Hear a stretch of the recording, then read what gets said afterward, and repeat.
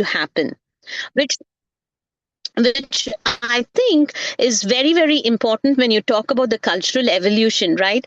There is something called family honor.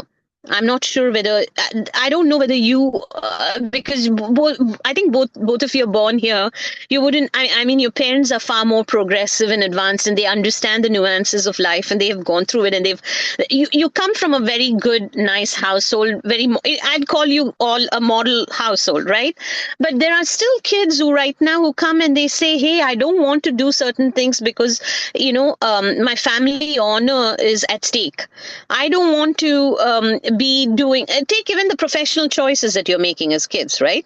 So when professional choices that you're making, the academic choices that you're making, when you're having issues dealing with your family just for that, imagine when you have to get married to somebody.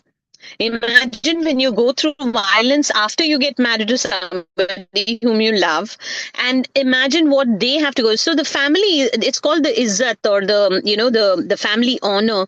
We have to reframe family honor to include supporting survivors in terms of how do we bring the families to support survivors as opposed to eliminate them or mitigate them from this whole process. We need to challenge the silence around DV while respecting cultural dignity. We really need to challenge all those people who say that, hey, I have witnessed DV, but what have you done when you have witnessed DV? Have you provided them with resources? Have you been there, or you're just a silent spectator just trying to figure out what drama was created in their household? So we need to come out of that, and we also need to promote healthy relationships through positive cultural examples. Especially with again, you kids coming together, doing a project together that creates a positive reinforcement for those kids who are not able to talk about it. So your visual projects, or the say for instance, Neha and Shruti, you both of you come here and talk to the youth. The youth will listen to you as opposed to me because they relate to what you're going through. So the storytelling and the narrative happens in that space. Unfortunately, we do not have that in our community. And I'm hoping that we would start doing that. So coming to your next question in terms of what is the whole community action that we need to take, we definitely need to establish community-based reporting systems. And I think this is something that I spoke, I think Neha, you were there at that event where I spoke about the fact that we do not have any data around DV survivors in the Asian communities. None. Till date, there's zero data. It's all manual data which we provide, which we maintain in papers, that every single, and there's no national entity or a national application or something, no solution at all to figure out how we could probably report this and create analytics. The analytics is very important because that will help us determine and identify community-based programs for survivors. We need to create networks of safe houses, right, within the community. So where can we go? Because I cannot go to the grocery store because the grocery store owner is a loudmouth. He will tell the entire community. I can't go to the temple because there are 10 people standing there and the priests talk about it everywhere. So what are those safe spaces that I can go to within the community? We need to create those networks. We also need to develop mental health resources that will incorporate cultural healing practices. That is very, very important. And intergenerational dialogue. I understand that you are in a different generation. Your way of accessing knowledge and accessing information is far different from the way we access knowledge and information. We have to have an open discussion between generations about these changing norms. We have to address this huge elephant in the room, which is intergenerational trauma. Because just because my father experienced it, or my mother experienced it, or my grandma, I'm just giving you an example, just because somebody in my family experienced it, trauma doesn't need to be the same way. It doesn't need to be carried on generation to generation. And we also need to create spaces for elders to be part of this positive change, because it's not only, I'm not going to throw my hands and say, hey, youth, you guys are the only ones who are responsible. No, I think seniors need to come there and provide their lessons as well. So I think when it comes to all of how do you address stigma, and how do you spread awareness, and how do you what do you advocate for, I think these are the things.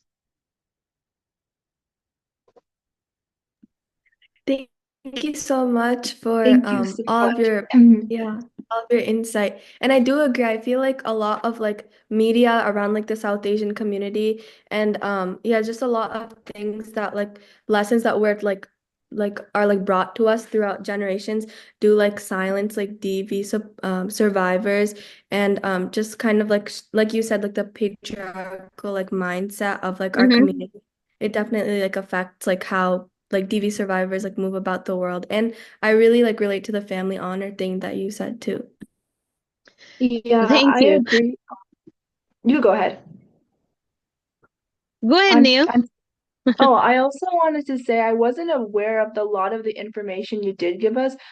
So a lot of it was new to me and Shruti, I'm sure as well. It was definitely an eye-opening too, so we really appreciate it all. No problem at all. Can I add a couple of more things just so that it Yeah, aids in your yeah, research or the yeah. project that you're doing? Family honor is one of the reasons why we don't see a lot of people reporting or coming out and telling that they are going through violence or abuse. Another few things that is because it's financial dependency as well. A lot of the perpetrators are in if you look at the power and control, if you can google and see, there's something called the power and control wheel of domestic violence.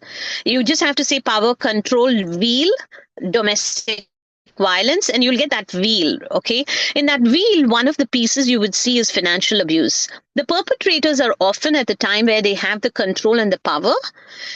They have controlling power of the finances, and so many South Asian women, particularly those, in if you're looking at traditional family structures or who have immigrated, they just lack this financial independence or work authorization, so it makes them very very vulnerable. So that is another piece, the reason why they don't report. Another big thing is immigration status concerns, because fear about visa status, deportation. Because if the mom, like say for example, if there are children involved, and if the perpetrator has a good visa status and the mom is a dependent, right, the mom doesn't want to be sent away from the children, so she does not go out there and report, because she goes through this whole process of violence and abuse because she wants to be there for the child. Otherwise, they will separate the child from the mom, because the perpetrator has has the financial strength to take care of the child, whereas the mom does not. And the law can go either way. So what we are advocating right now, advocacy is very very huge. There are two big pieces we are advocating for. One is the U visa. U visa is for women in abuse, where they show that they are in abusive situations, and if they are an H4 or any such dependent visa, in about 6 to 8 months they're provided U visa, which allows them to work and become independent. That is one. And the second piece is the fear of the law, where most of the perpetrators hide federal documents, and the perpetrators themselves do not know that hiding federal documentation is a federal offense. So nobody knows that. And so we're working on a few things where we can actually build awareness and advocate for our survivors, so that it goes beyond just cultural trauma. It goes into understanding the different resources that are out there that could actually aid them in rebuilding their identity. Because one thing that they lose when you that's something that even I as a survivor, I can time and again let you know that when you go through crisis and when you're thrown down to the lowest point, right, you tend to just not know who you are, and there's a huge identity crisis as to, you have to build your identity back. and it takes a while to build that identity back. And that's why I keep telling the parents these days is to kids know what to do when they become successful, teach them what they need to know when they go through crisis. Because when you go through crisis, that's when you need to know how to come out of it. Just going down into depression or mental health, or those are all, that's something that we as a very spiritually strong community should not be going through this. You know what I'm trying to say? So there's a plenty of things. I have some scribbles which I will share with you via email, just so that it helps you with your project. But I think, yeah, I think those are the things that I think probably would help you. I'm hoping that it'll help with your project. Yeah, it helped us so much. Thank you so much again. We really appreciate your time in Yeah. this too. We know you're really, really busy with all this too. So thank you, Nia. Thank you, Shruti. You take care, both of you, and keep me posted about your progress, okay? Yeah. Thank you. All right. Yes. Take You. care. Bye. Bye.